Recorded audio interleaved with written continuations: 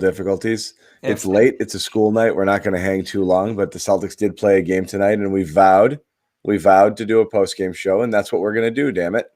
And the Celtics won. How about that? Great game. How about that, Bobby Manning? I don't know if this is a great game. It's an interesting game in a couple different ways, which I think we'll obviously talk about tonight. I want to, wait and see if we get some people to join the stream before we get going. We'll excuse Jimmy Toscano and Josue Pavone. They just couldn't get it going tonight. It's a little too late. We got a 2:00 on this road trip though on Super Bowl Sunday, so they should be back for that. I hear one of them will be back Friday, but next 2 nights it's me and you here for these 10 o'clocks. So we're here, Bobby. Bobby and I don't sleep, so we're gonna hang out with you guys. And talk a little basketball. Bobby, just give me, I got some thoughts here, but give me your opening thoughts, just big picture on the game. So what I loved about this game, while I call it a great game, even though you'll probably have some issues with that, is that not only did Jaylen Brown turn around what was going to be a lackluster 11-13 point game after brutal shooting struggles early in this one to push that 10-0 run and score 3 buckets during that stretch. And that closing vicious dunk, it ultimately wasn't the closer. The Warriors went on one more run after that. But effectively, you felt good about this being a done deal at 10 points when he slammed that down on our friend Juan Toscano's head. We're going to try to differentiate him from someone on the show tonight. Yeah. But also Kemba Walker, who went on a 1-9 stretch through the middle of this one, came in for closing time after not playing quite a bit of that second half, and worked through his struggles too to get Brown going on a great offensive rebound in traffic and hit a big 3 during that stretch to close the game as well. So it wasn't the best night for either one of them, but they worked through it. And I didn't think Brad Stevens had the best night either. I hated the starting lineup. I didn't like the rotations throughout much of it, but he finds Grant Williams some minutes, which I wanted to see tonight, and then they close with him. That's what I want to. My first thought is actually it was almost like a Stevens FU game, and I'll explain why later. But let's get into Kemba a little bit, because this started out to me as like the Kemba Walker is starting to find his rhythm game, and he was hitting shots early, and then he just went ice cold again. And it's just like, so again, you're kind of stuck in that in-between range with Kemba, where in the early going again, he looked quick again, and he looked, he had some juice, but that shot's got to fall. And it was early. And I even tweeted and we were talking about it like, okay, this is good. This is what you want to see. And then, like you said, just dead ice cold. And if he's shooting such a low percentage, it's not helping. So I'm glad he was able to kind of overcome it. But again, these box scores, these lines, these 6 of 18s, and again, he acquitted himself fine on defense, drew 1 charge, possibly another. He was fine, but he's just got to, just more of these shots have to drop, especially the ones that are open. And this wasn't an overly big team. He did still struggle every time he tried to get to the basket on him, either throwing up something that was, please don't block this, levels of creative that it wasn't a high percentage look at the rim, or just, or got blocked or just couldn't get there. So he's still struggling, in tight. And this isn't a particularly large Golden State team, and they also lost somebody during the game. So that's still a bit of a concern for me with Kemba. You want to see one of those nights where it flows the whole game long. We still haven't really, not going to say we still haven't seen it, but we haven't seen peak Kemba anywhere close yet. Nothing about his return's been linear. It started slow, then he got hot in that couple games in the middle for a little bit. Yeah, and then right back down. So it's been inconsistent from him. That's effectively how you would draw it up. I was concerned, too, about the finishing. We talked about that last postseason during some of his worst stretches. He gets swallowed up inside by bigs, and to see that happen against the likes of Kevon Looney and Juan Toscano when he moved to center and the help coming from the wings, not great. That's not exactly Bam Adebayo and Joel Embiid on the other side there protecting the rim. And it didn't feel like he got a bucket to go at the rim all game long. So I was concerned about that aspect of his play, but the inefficiency I'm not as much, because right now with Marcus Smart out, Jaylen Brown struggling on a night like tonight for much of this game, and the bench giving you effectively nothing in terms of scoring unless Grant can go off for a few threes as he did tonight. You got to get points where you can. And even if it's not the most efficient points in the game, to have a guy who can hit 20 points, whether it's 6 of 18 or 9 of 18, you got to take it at this point and just grind out some victories. And even tonight, I think we'll have more than a handful of grapes with this game. To get a win here on this road trip period, especially against a Golden State team that went out of 3 out of 4 coming in, was playing pretty good defense in recent weeks as well. It's great. I mean, this is a tough place to play, no matter what Warriors team you're running into.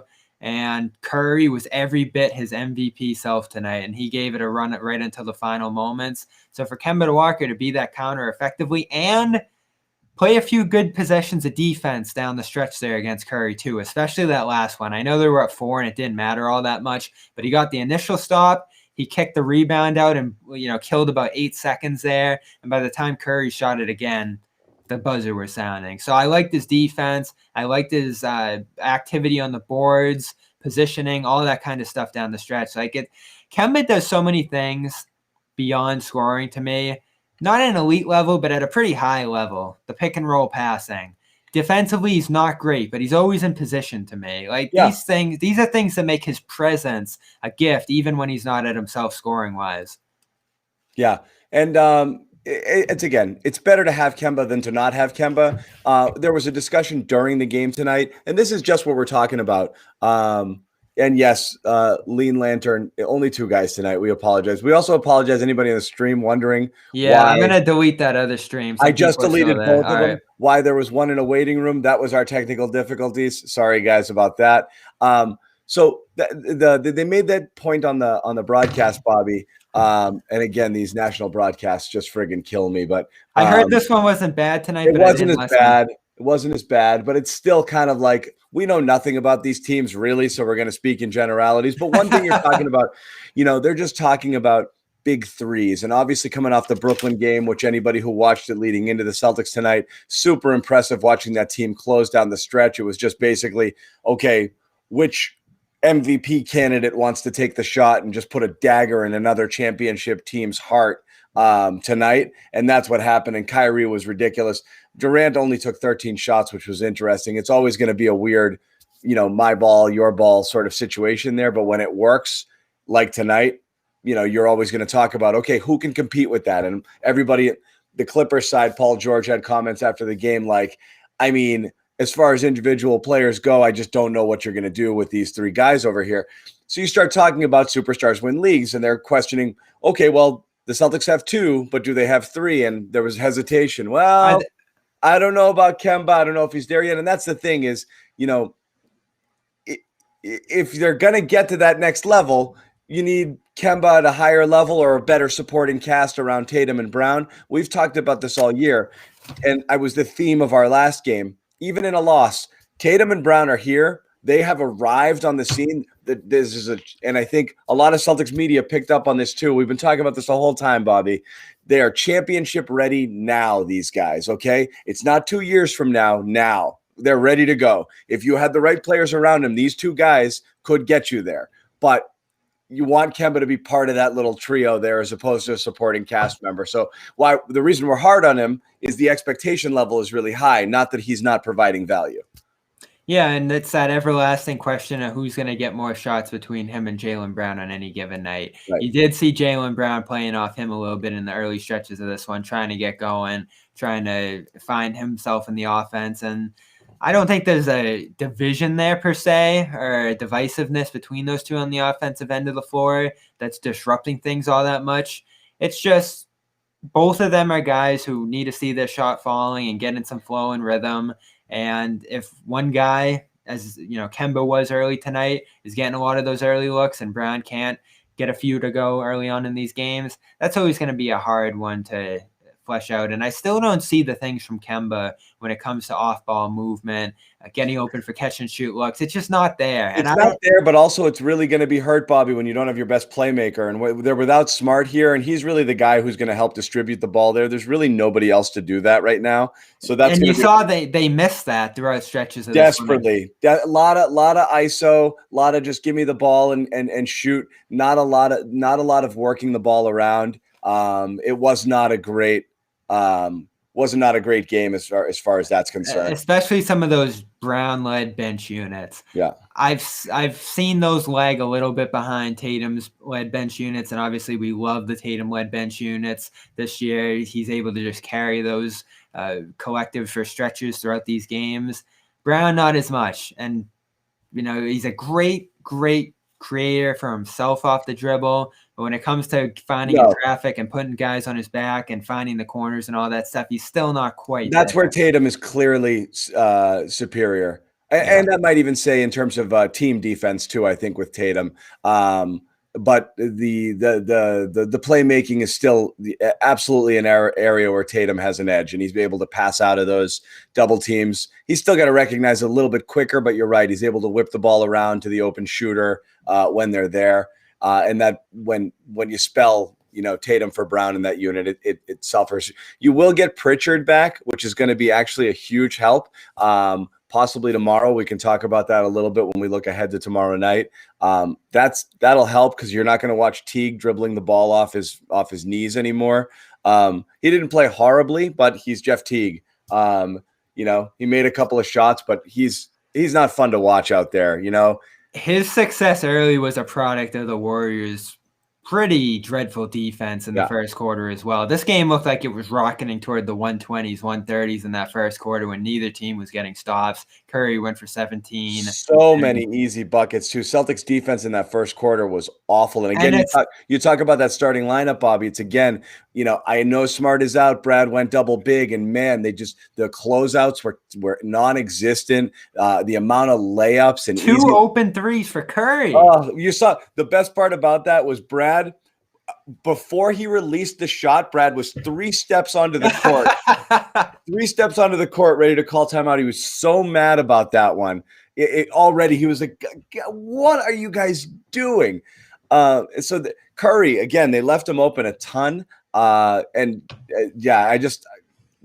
first quarter was terrible, and then the second quarter, while Curry again was on the bench, Golden State had 5 points through 7 minutes until Curry really came back in there. Again, Celtics, I felt, had a couple of stretches where if they were able to get better shots it was one of those uneven games. When they were getting stops, they couldn't get the buckets to really distance themselves. When they were scoring, they weren't getting stops. So it was always Golden State was at arm's length. Even late when they went on that run, they did everything possible to let the Warriors back into the game.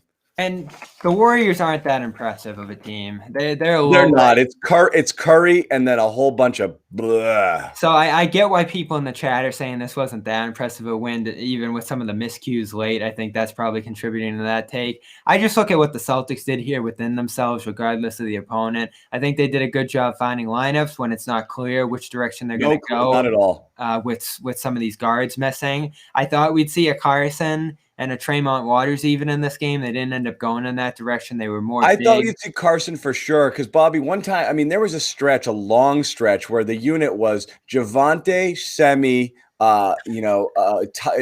Rob, Teague, Teague and Tatum. And I'm thinking like, if I'm Kerr right now, I just put 4 guys on Tatum and I would let the other guys have whatever they want. And that lasted forever. And I was like, who do you think is going to shoot here? There was nobody on that. I remember that lineup. They're like, they just hold it and like, can I get rid of this ball now? Nobody was going to shoot there. There was some dead stop lineups throughout this one, and you start to see the thin nature of this team when some of the guards start getting taken out of the fold. And they are so fortunate that Pritchard's going to be coming back for the back end of this road trip at the very least, it looks. I don't think they need him tomorrow to beat the Kings. The Kings have the worst defense in the NBA by a mile. We'll get to them.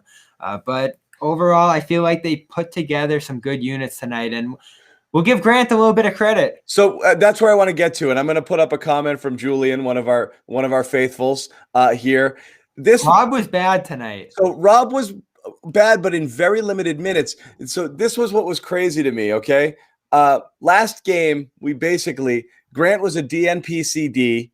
he kept sliding further down the depth chart, and it looked like he was gone. Can we do a collective apology? No, but it's hilarious, right? It looked like Grant was gone out of the rotation. And we had all decided, based off of what Brad had been doing the last few games, 2 out of the 3 games prior were Tristan Thompson's season low in minutes, and it was decreed by all. Rob Williams has arrived. It is not, he should play ahead of Thompson. He should play more minutes than Thompson. So what does Brad do? Boom, double big lineup. And you asked me, John, you're like, what does Grant do well? The 3. You look at the yes. Even the announcers were saying it. They were struggling. They're like, what? They actually, again, during the broadcast, were like, what does he do well? And they're like, oh, a little bit of everything. He's the classic, jack of all trades, master of none sort of player. When I saw Tristan struggling in those opening minutes, and Tice wasn't at his best either in the opening stretches of this one, and then Rob started getting turned around big time by Curry and fouling and all the rest. Again, I see the comments coming through. I didn't think he was terrible, but you saw the signs that this wasn't going to be Rob's matchup. He was going to be jumping into shooters and that kind of stuff. Yeah. I think Brad made a good read there. Any better on defense. That was my thing. So there were so many layups. I thought Rob would at least challenge that or deter it a little bit. Well, Tice did a good job with that in the second. But it was against the bench unit, though. It was exactly. But they were getting a lot of easy looks. Oubre had a bunch of dunks on cuts. Curry was getting to the basket whenever he wanted. And again, the threat of the 3 is always going to cause you to overplay there so Curry can get to the basket more often. But when you have Rob Williams there versus someone else, a bit more of a deterrent. I thought this game suited Rob, especially there was no big to really muscle him down low either. This seemed like a Rob Williams game to me. So again, what happens? Tristan Thompson has his most efficient game. Clearly, he came out shooting. For him, 5 field goal attempts is a lot. 13 points. He looked okay. One thing I'll never figure out about him: what hand does he like to shoot with? Wasn't that a thing his rookie year? It is. It's so weird. He really is in that Ben Simmons world. He shoots free throws right-handed, but he looks like he favors the left when he's in close. So he uses the right at this point. Well, the right, he shoots free throws with his right, but it seems like almost every single thing in and around the basket is with his left hand. I want to say, I don't have the page in front of me, but that was a thing when he was a rookie. I believe he came into the league as a lefty and then switched. And if you look at his basketball reference page, if you want to pull it up, I don't have it in front of me. I think it has left crossed out and right written. So he had that Simmons situation before Simmons. He shoots with neither hand. He was good offensively tonight. It's like he's joke. There's a commenter here joking about it. He shoots with neither hand. I was going to say, like, he's not ambidextrous, he's adextrous. Hey, give him credit for the buckets tonight. What was it? 13 points. Best we were saying game. If you're going to get the offensive rebounds, you got to get those putbacks. And if he gets it in close or it gets dropped off to him, great. Tristan's in our comments. It's okay. I'll never get old. Yeah. It's okay. But I like that one too. Yeah, it was I've seen worse form than Thompson's actually. That's his game though. I'm not ready. We're not apology camming Tristan Thompson. It's just interesting that Brad went this route because it didn't seem like the matchup for him, but he played a good game. And then after that, you had the Grant Williams game. A DNP versus the Lakers, 27 minutes tonight. Again, 15 points, hits all of his threes. What does that tell us? There's not going to be a center breaking out on this team. It's by committee. It's just like last year, especially if Tristan keeps playing like this. I don't think Grant is playing because they need center minutes. I think Grant is playing because they lack wing depth. That's true tonight, although I think Grant could have played center and had. And you lack, yeah. Game. Yeah, I actually thought that's the direction again. When you bring in the wings, you bring in guys like Javonte and or Semi. It's a more defensive-minded lineup. I know Semi can stretch the floor and shoot the 3, but they are limited in what they can do offensively. Grant theoretically has more offensive tools, even though he's not exceptional at any of them. You're right, but he has more things he can do. And so at his best, he gives you more options. The problem is you don't see it enough. I love this matchup for him. I know you said this was a Rob one, but you look at how small Golden State went in this one. I believe this is the kind of game where they would have had him at center last year. And again, they're completely positionless. So you pretty much have two bigs on the floor. It doesn't really matter which one you call the center. In fact, when they got into the zone looks down the stretch there, Grant was rotating into the middle and protecting the rim a little bit. He had that big block down the stretch, and he got out for a block on Curry as well. So he was contributing defensively in this one. Had a bad foul on Curry late, but in a matchup like this, where all of a sudden Juan Toscano is playing minutes for Golden State at center, you can put Grant out there and have him defend any position and not be overpowered by bigger guys inside. Kevon Looney was not getting it done in this one, and once he got taken out of the fold, James Wiseman injured in this one, obviously. This was the perfect game for Grant to not only find his shot offensively and navigate into the post and do the different things he wants to do on offense, a nice putback off Tice's miss as well. He's able to impact the game defensively. It's like college all over again. Shorter guys, skinnier guys. He can play the middle, post up even a little bit. You've called them the 4A guys. Like that, he is just slammed between like being a great college player, and he really was. Like he was one of the best big men in the country at Tennessee. A lot of 4A players. And now, like when the game gets big and the skilled big men and this powerful big men coming at him inside, it takes him out of the game, and we know he's not fast enough for the wing. We know he's not able to stay with the guards and all that kind of stuff. So he's just always right on the edge of being effective and not. But you said it, all the skills there. He knows what he wants to do offensively, his shot. I mean, if we're looking at the sample size no. There is no Grant apology cam, guys. No, but I don't think it's apology cam, but I think it's worthy of considering that there can be games where he is effective. We said this early in the year too, because there is no obvious rotation. It's going to be matchup dependent, flow dependent, and oftentimes just playing hot hands or benching cold hands for whatever, if that's an expression, you know? So you try something out, you see like, I don't like this tonight. This guy doesn't have it. This matchup's not great. And you kind of tweak it on the fly. You have those games where Javonte comes out of nowhere with 20 minutes and it was like, okay, feels like that's what the game needed. I actually think, it's hard to criticize Brad for rotations because I do think he's figuring it out on the fly every game without he has an idea, but he looks out there and says, this isn't working. And he's really got to feel what the game needs. And it is different every single night because between those guys, you really can see any combination of minutes on any given night and not be super shocked by it. I think that hurts. And the problem is that's the reason it's going to be criticism, Bobby, is every single time it happens and these guys perform to their level, which is admittedly not a super high level. It's easy to criticize them and say, it's almost like bad relief pitchers, You pull your starter out of the game. You bring some guy out of the pen who normally works the 6th or 7th inning. He's not your closer. He's not your setup guy. He's not a late inning protect the lead guy. And those guys get knocked around all the time. And it's like, why didn't you bring this guy? There is no this guy. They're all those middle reliever types, They're all okay. And when they perform poorly, which happens because they're not great, you're always going to say, why didn't you play the other guy? When the other guy might not have performed any better either. So they're in a tough spot. I think so is Brad too. So I'm sympathetic. And he has to do it. It hurts the team. It's evident. It hurt them on Wednesday against the Spurs, going too deep and throwing too many mixes and matches out there when guys aren't able to find a rhythm. But when you hit walls like they often do with Teague and sometimes with the big men as they did early in this game, I think that's deserved. 54 points tonight.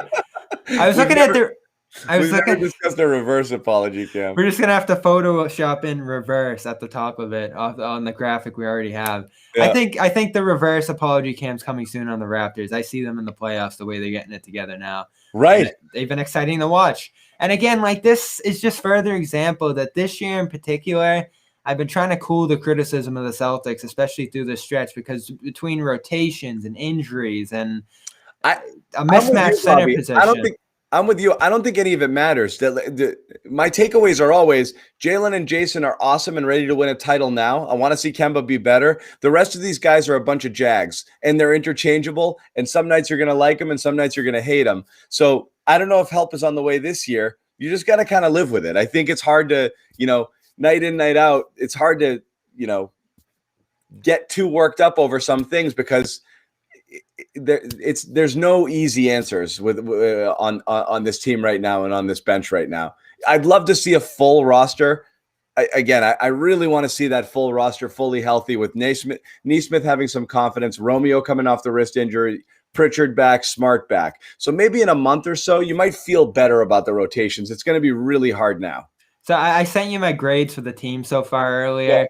Yeah. I think there's more quality role players here than you're giving credit for. Smart, I think you can effectively call him a B to start this year. I'd say that's above Jag level.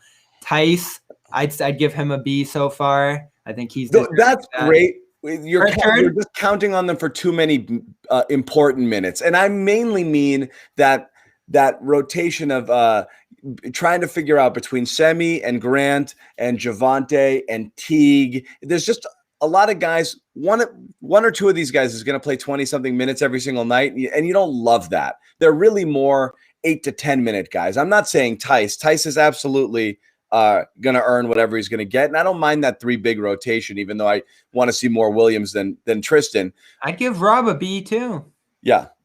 So there's some reliable guys here. I think on the whole, if we're looking at the big picture of this team, even Javonte Green and Semi Ojeleye are in that like B- range. And I know they haven't been spectacular. The returns are starting to diminish a little bit. You're seeing it. They're not as effective as they were a couple weeks ago. Thesis is not a B.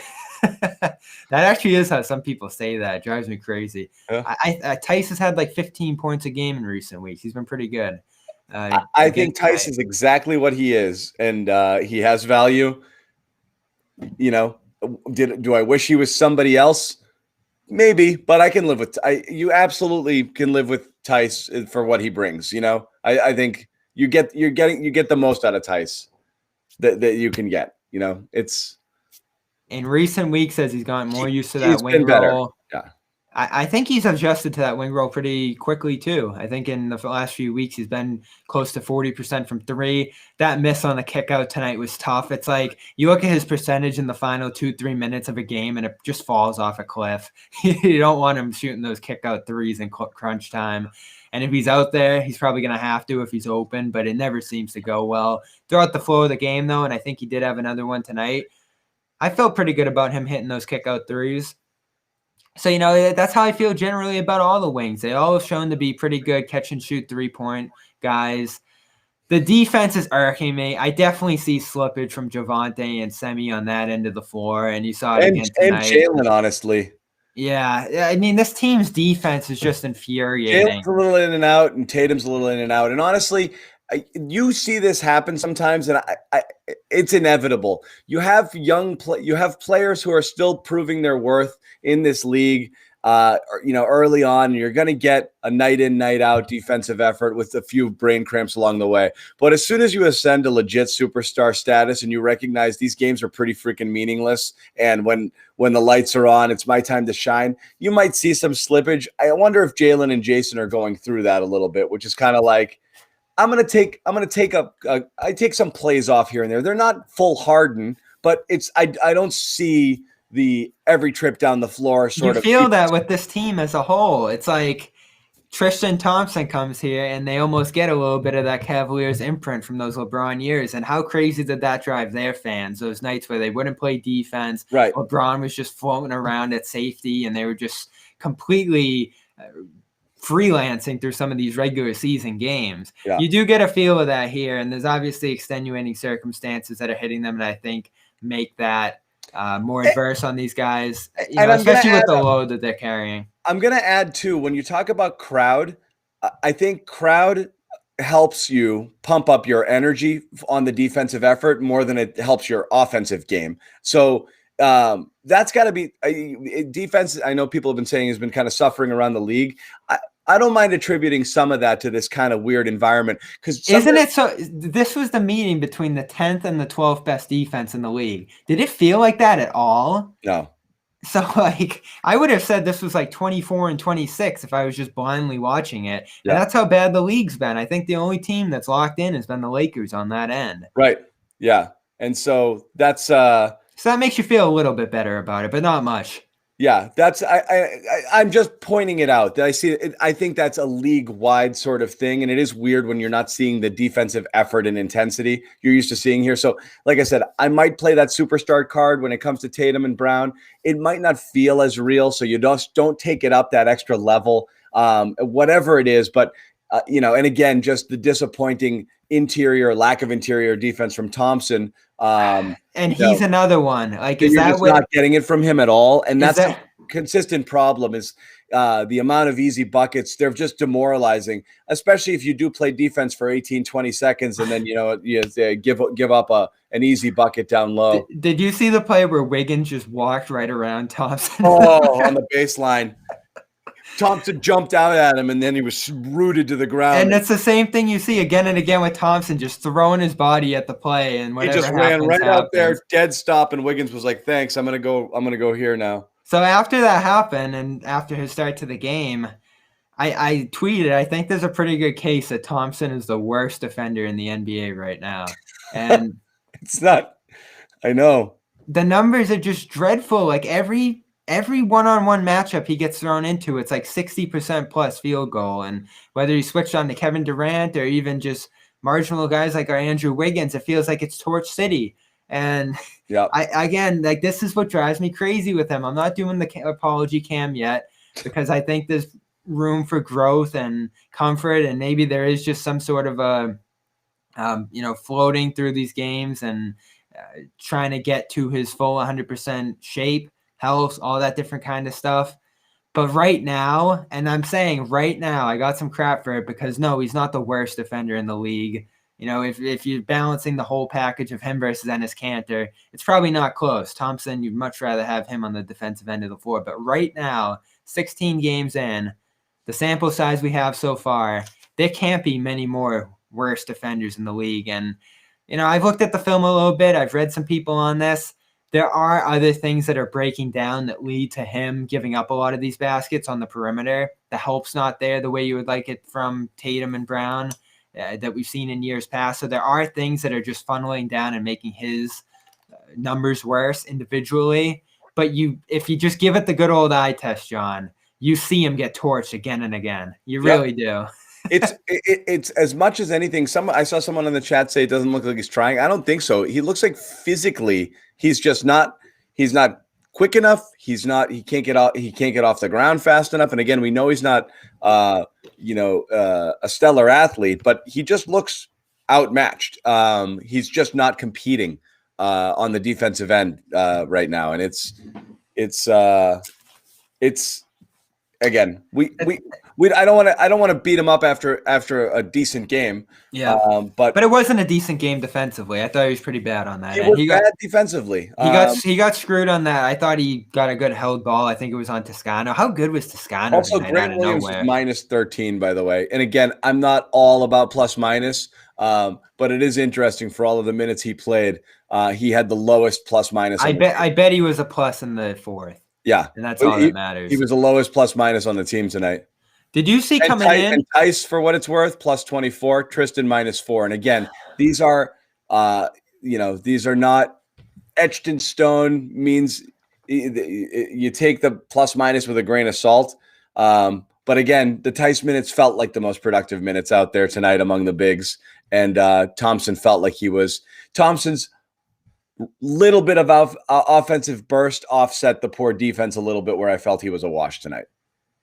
Yeah, I wonder if you saw this stat earlier, because this is encouraging out of a finish like this. I don't have the Grant fourth quarter numbers in front of me, but on the whole this year, the Celtics top 10 in offensive rating, or net rating rather, in the first quarter.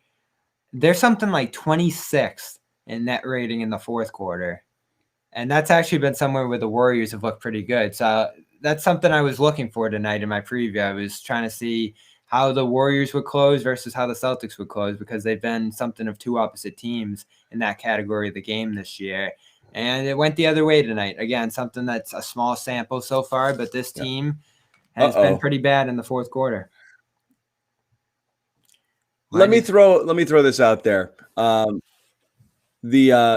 seen a ton of this on Twitter the last couple of days. I even saw, you see Barstool Greeny got tweeted at by Isaiah. Yep. You see that? He's not coming back. People have been trying to will the Isaiah thing into existence, and Isaiah tweeted back at Greeny, "Thanks for trying, man. I've made every effort possible. It's not happening." So, I mean, Isaiah Thomas has pretty much resorted to begging the Celtics to bring him back. And for whatever it is, and people want to know whether the dream is alive, you've seen Jeff Teague play basketball, right? We all have. There's nothing super impressive about him. And Danny has still clearly decided that he believes Teague is a better option for this team than Isaiah Thomas, for whatever that means to you. Everyone wants IT. It's a better story. I root for stories, Bobby. I don't know whether the basketball fit is fine, but the story would be phenomenal. But it's not happening. I think it's probably worth more of a thought and a consideration than some of us have given it. I don't think you snub your nose at a guy who most recently in the NBA was still putting up steady 13 to 15 points every game. But when it comes to fit on this team and what this team needs, they're all set offensively. I don't have any gripes with this team's offense, especially when they're fully loaded. And it's not just Tatum and Brown carrying that load, but they have guys that can shoot off of them. They have good guard depth when they're fully healthy. Smart, Pritchard, and Kemba. So it's like, where does he fit in? Do you want to sign Isaiah and sit him 3 out of 4 nights? And have him be the 15th guy on the roster. Like, it's just, it's not fair to him, and it's not a great way to spend a roster spot. Well, this is why we talked, and I know you and Mariah did a video on it yesterday about the TPE. For a guy like Redick, which I don't like, I don't favor. I think it's a waste of that position. But again, I think everyone's eyes pop at. And you're right, Bobby. Mine too. Everyone's eyes pop at offense, and you just see who can come in and score the basketball, because that's the hardest thing to do in the NBA, and that's what you want. But what this team needs more than anything else is a decent wing who can play a little bit of defense, possibly someone who can protect the rim a little bit better down low, and a little bit more you need a defensive-minded guard or two, or maybe some more playmaking. The last thing you need is a guy who just dribbles around and shoots a ton. It's not a need. And Redick is fine. He's a shooter, but I don't need another guy that just can't stay with guards coming in there. I'd be super worried for a guy who's 36 years old, is going to struggle on the defensive end and is having his worst shooting season of his career, coming in here and being any sort of answer. But generally speaking, I just don't know that type of player and an offensive-minded player entirely is what the team needs. Yeah, and you read the tea leaves there, and it does feel like the Celtics are being involved there to kind of drum up the price on him and get the Pelicans another pick. They've been piling picks just like the Thunder and others around the league. They want to get a first-round pick for a 36-year-old who is struggling mightily this year, and it's going to be a tough sell on the market. I heard on the radio early tonight you're scared of Brooklyn and Philly getting them, so maybe that'd be a reason you get him. I hate that approach. No, I don't. That's what I think is so funny. This is especially for Redick. Like, Redick's going to go to the Nets or Sixers and tip the scale. Like, he could go there and not play some nights. The Nets don't need that. Yeah, they're not. And it's not going to tip the scales at all. They're friggin' fine. They got Joe Harris there friggin' gunning it. Like, what do they need? This is all Pelicans drumming this up because he's done nothing this year. His trade value is minimal. Now, in turn, could you get him for nothing? Absolutely nothing. That's what I said. Like a second rounder in 24. He's a buyout. That's what I was saying on our text thread. I would take him for nothing. Absolutely, to come in off the bench and knock down shots. Absolutely. And again, he would fill the role, I guess, that Nesmith isn't able to fill yet, of just a guy who's just going to come in and shoot and space the floor when you need it.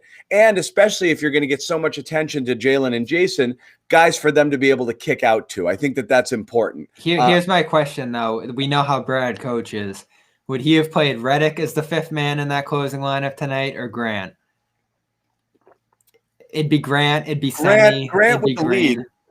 Yeah, that's true. Situationally, you'd like to have a shooter option there. But you like to have it when you need it. Yeah, and what people mention about that whole zone thing last year with Miami that gets brought up too, there was something to that. You would have liked to have had a player who can crack open that zone, and that was obviously the thinking besides having Nesmith. Is this the secret Bobby John group chat? Yeah, here's a look under the hood. Poor, yeah, right. But there's plenty of talk behind the scenes before we take it before we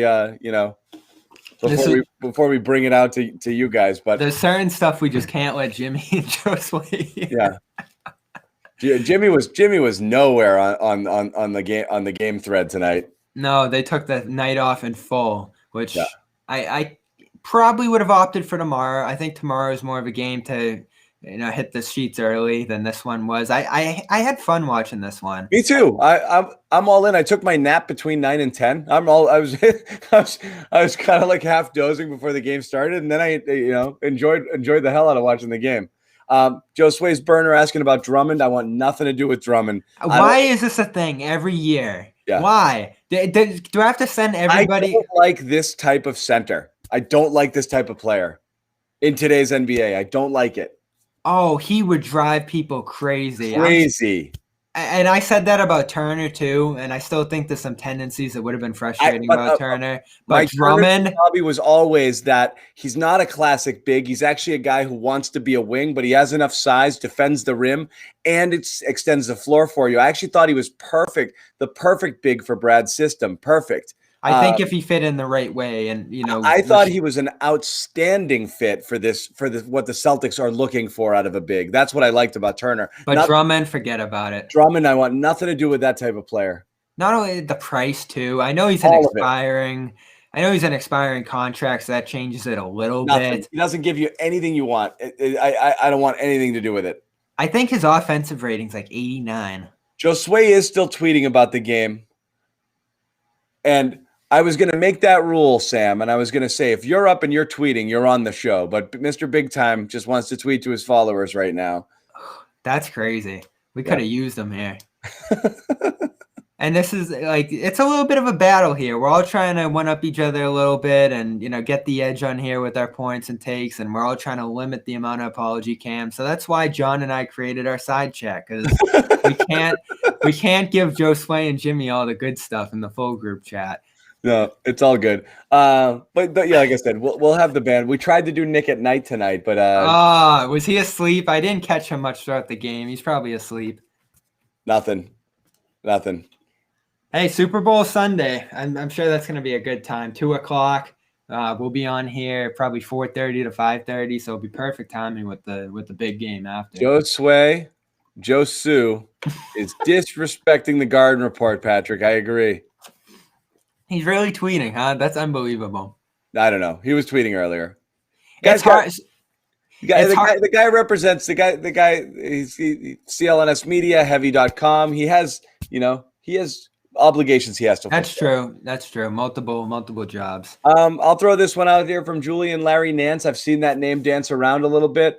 I don't mind this. I don't know. I don't know his salary off the top of my head. He might be a cheap expiring. I want to say he's like a 10 to 13 million who's going to have to be re-signed after the year. So we've talked about both lines of thinking with the TPE. Are you just taking garbage or expiring money? Contract. I think he is in the. I think it might be the last. He's like 10 or 11 per. The two lines of thinking with the TPE that we've talked about are you just taking a garbage rental and someone else like Redick? The other team last year. Want. He's in year 2 of a 4-year deal. All right, so he's actually a similar case to Harrison Barnes. Yeah. Where they have 3 years of money, but it's declining. It's 11, 10, and then 9. So that's actually even better than Barnes's money. It would keep them under the tax. I can't say I've watched a ton of him this year, but considering the amount that he's played in Cleveland and how good they've been defensively, I'd figure he's been some part of that. Can defend the 4 and the 5 a little bit. So would add to the crowded front court. I don't know if there'd be immediate minutes for him here. Maybe you could figure he'd be better than Grant, but he can't shoot like Grant. So no, I mean, it'd be an awkward fit. Though, his 3-point field goal percentage isn't terrible, and it's gone up the last couple of years. He's shooting at a 39% clip this year. How many a game? What's that? How many a game? 3.5 a game. So he's not afraid to shoot. That's similar to Grant. He's not launching it, but it's close there. He's obviously more athletic. He's a little taller than Grant, and I like his verticality. They need that. Yeah, they need exactly. A guy who can get up there around the rim on both ends of the floor. Yeah, so I don't mind that if you're looking for, as again, we talked about more athletic wings, guys who can absolutely, he would probably slot in more as a 4 in this lineup here, which is fine. Which is something they need. They do. So I like that. And again, but then you're holding the contract for a couple of years. I think you could do a lot worse than Nance. I actually think that that's a decent one. That's good money too. It's not expensive, so I don't know why Cleveland wants to dump that. Maybe they want Tristan Thompson back. Maybe they want Tristan back. So I don't know. I mean, he makes sense because, like I said, he fits a need and he fits the money, and I think he's fine. Barnes, a lot of people love Harrison Barnes. Again, I'm a little dubious. Yeah, me too. And we've seen in his best days, he was someone who limited the Golden State's ability to win that 2016 by being an off-ball shooter type who couldn't knock down those shots in the big moments. And he's only aged since. The contract does go down, for multiple years. I think that's what you want out of the TPE. I'd much rather have a guy who you can integrate for years to come. And he is that third wing. He's having a pretty efficient year this year. He is the epitome of a rock solid wing. Yeah. He's good. He's not great. He's not bad. He would just fill that fourth spot. He'd be a lineup. Yeah, I'm not going to say Hayward in terms of their games aren't similar. But again, what you are going to get there is that third wing option to be able to run it like you did when you had the 3 wings out there last year with Hayward out there. So he's more acquirable than Larry Nance too, I would say. You think so? Yeah, because I think the Kings are so stacked with wings and all these different players that they're trying to get minutes to that a guy who has $30 million left and COVID times where they're trying to shed some salary, their team's pretty expensive for how mediocre they are. I think they'd be willing to dump $30 million in a pretty even trade that Boston wouldn't have to give up too much in. Well, I mean, it's a full, that's the full TPE there. That's going to be 20 million, So it would only be matching for this year. So it'd only be what is it, 13 million for this, or is it 20? It's 22. He's on the books for 22 this year, then 20, then 18. Oh, that's higher than I thought. It's high. No, I'm saying he has a real contract. That's a real financial commitment. So you got to live with that. So that's two sides to that. You're paying more, but it'll probably be even easier to get because they want to dump. That's probably upwards of 60 million. Want to get rid of, yeah. Yeah. So like even more to that point that they probably want to get rid of that. So is it ideal? Like this is going to be the tough part about this. Do you wait? Do you wait for that perfect option? Because eventually this thing disappears. It does. They need help this year. A lot of people are looking at New Orleans as a mess. Can you pick the bones off of that one? I know Lonzo's thrown out there. You're not super psyched about that. No. Steven Adams would be interesting, but I don't know how that would work either. No, not a center.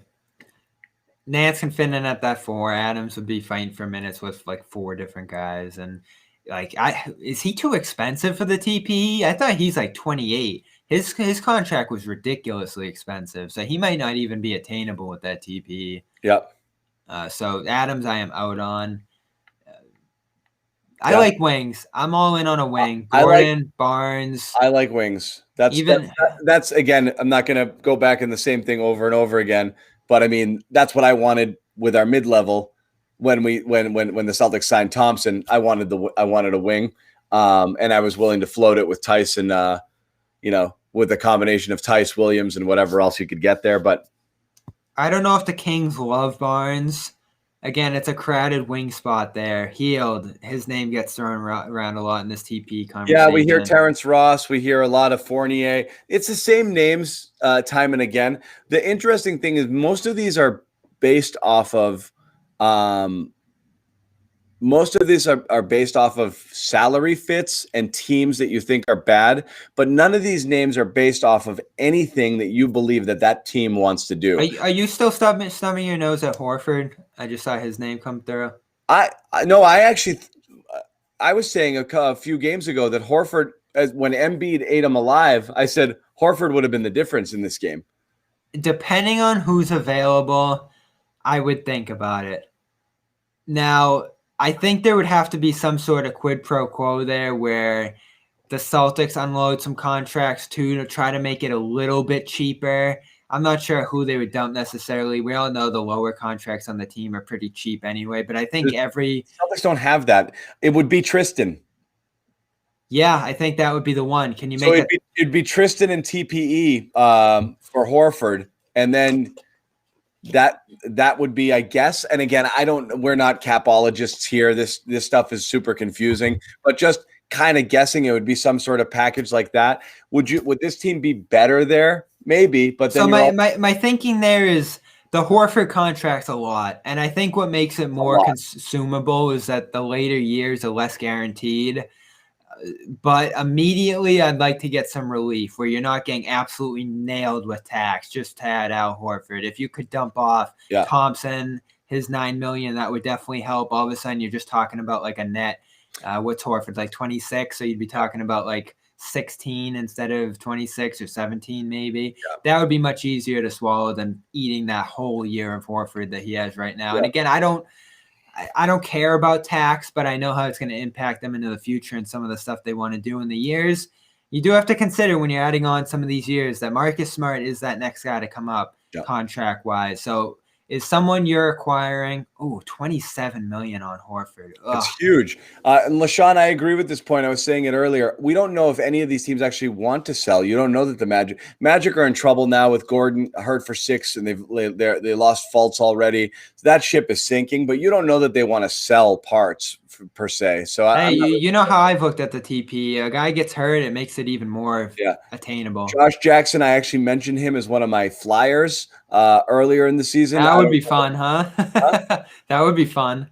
I mentioned him as when we did our free agent series in the offseason as a low-key guy I would have considered taking a flyer on for cheap. I bet they want to try to keep him. Memphis, I don't know how Memphis let him go. He had a great year in the G League, came up a few times, did some good things for them, and then they just let him slip to Detroit. And he's played well again there. So I don't think Detroit's going to want to let him go. They're going to try to want to keep him into the future. Yeah. Sam, it might be the two of us, but I'm open to suggestions. If you want to, if there's anybody you'd want us to join, we're open to it. But it might be me and Bobby for one more game. There's some good people in Kingsland if we want to go that direction. I thought about it. I thought about calling up one of the Celtics guys, but it's late. It's late for everybody. Everyone's got stories to file. Yeah, that's true. And Zoom press conferences to sit in on, and I felt bad about it. So I just let it go for tonight, but we'll see. We want to get Keith on here at some point, but he's a dad. I don't think 1 a.m.'s and 2 a.m.'s in his range either. Hey, I'm a dad, and with some very small children here who are going to tear me apart in a few hours. But anyway, yeah. All right. So I think that's it. The TPE chat always dominates here because I think that's what's most interesting, but I am excited about a couple of things. I'm definitely excited potentially for Pritchard to return because that could happen tomorrow. Brad was saying you were in there, right, in the chat? Yeah, and that had been reported. I forget who first reported that. Probably Himmelsback or someone like that who said that was the target date for the team. So it was pretty similar to Kemba. They did a light workout with him yesterday. He wasn't live, but Kemba wasn't live either going into action. So they probably feel good about just getting his legs under him and using the games to get him back in the playing shape. Yeah, so that's that would be nice. Yeah, I think Celtics certainly missed him. I think all of the it's perfect timing. You know, Smart goes down. Yeah, with Smart out and seeing about as much of Teague as you're going to ever want to see. I think Pritchard back will make a big difference, but also just that spark. It's just another guy that does something. He's fun to watch, and you know, it's the second unit role, and the bench looked much better when he was out there earlier in the year. And I'm interested to see how he meshes with Kemba a little bit. If they end up starting him, maybe they probably go Teague. Again, like people lose their mind about the starting lineups, and I did again tonight. But deep down, I knew they were just trying to get those Thompson minutes out of the way early and try to rotate into some better things later. You see more than ever this year, the starting lineup doesn't matter at all. Like whatever they start with is probably not what they're going to end with. And in many games early this year, Pritchard was in that closing lineup. So could you see something like Pritchard, Kemba, Tatum, Brown, and a center? Depending on who's the best center on that night. I think that's a perfect closing lineup for almost any game. Yeah. All right, so we'll wrap it up tonight. We do have want to talk about our sponsor, which we always love, is Manscaped again. 20% off your first purchase, free shipping, manscaped.com. Happy New Year. Manscaped would like to wish you. Make sure you get this deal here. Lawnmower 3.0, all sorts of other accessories, underwear, a tote bag, spray, powder, cologne, all of it. 20% off. Again, we talk about this all the time. You need something like this. You got to have something like it. Just get this and get your 20% off. It's a great deal. So just go and get that. As far as everything else is concerned, that's it. Kings tomorrow. At least the two of us. Maybe more, but we'll see. Y'all suck. Hey, you suck. Hey, we gave him all that stuff, and that's how he ends it. Come on, Mark. What do you mean? We gave him. What did we do? 150. What did we do to suck this late in the game? 1:50 a.m. and we still need to work after this. We're still here, and we still got work to do. Anyway, no Brockton Wi-Fi tonight. Let's go. Last thing we'll say again, subscribe to the YouTube channel. You get notified when we go live. Also, all sorts of great podcasts. We've got a bunch of stuff dropping. Did Goodman and Ryan do anything? I'd imagine they'll be Thursday probably after the back-to-back. Yeah. So we'll see. Thursday. Okay. So we'll have more stuff coming out this week. I think podcasts will be late this week with the early games in the week. So Celtics beat. They've had some good shows in recent weeks. We got lots of good Kobe stuff from last week. In fact, I'm all compiling into a bit of a mini documentary right now for Dome Theory that's going to be dropping this week. So be on the lookout for that. It'll be on the YouTube channel too in video format. But Nick, Jimmy, Jeff Perlman, Howard Beck, like we've had a bunch of people talking about Kobe within the last weekend. Thank the Bobby. I told you, John. Lots of good stuff. Dome Theory's Bobby's pod. It's great. So definitely listen to that. I'll still pump Joe Sway's pod, Causeway Street, even though he dogged us tonight. And Jimmy Johns. The Jimmy Johns. Great work, Bobby. Hey, good job, Bobby. Thank you. Thank you. I think they're going to get a closer look at John. I'm going to try to rub off on you with some positivity, and I think over the next few games we'll get people liking you more. Yeah. Yes, Julian, we can get Bob, but maybe not for these late ones. Yeah, I'm not counting on Bob at 2. Not these late ones, but Bob said he'd come on a couple of these for us, so we might get it going on.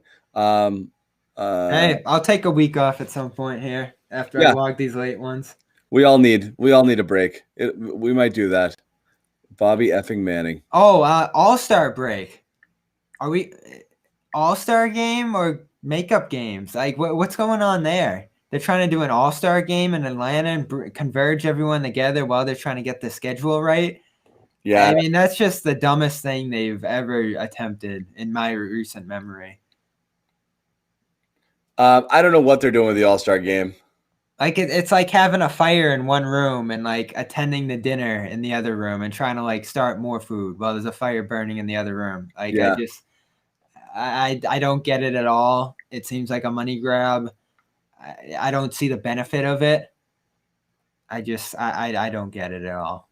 Like, is there any upside to that? Ratings? The All-Star game does better in the ratings in these recent years, so that's probably it. We'll see. At least you get Jalen. Jalen, consensus. I was watching NBA TV. Consensus starter. Unbelievable. Starter, huh? Yep. The whole panel had him on there. No kidding. I mean, it's really going to come down to him versus Harden, I think. Yeah, and he's been better than Harden. We've talked about that on the show. You know, in terms of voting, but I mean, you look at the East is pretty locked in with every other position. I think it's going to be Durant. It's going to be Giannis. Kyrie's usually a strong vote getter. But I think that swing spot is going to be interesting there. I think he can get it. Again, when Boston needs to rally for someone in the votes, whether it's in baseball or this stuff over the years. Like, remember Taco last year? Wasn't Taco pretty high up in the voting? Yeah.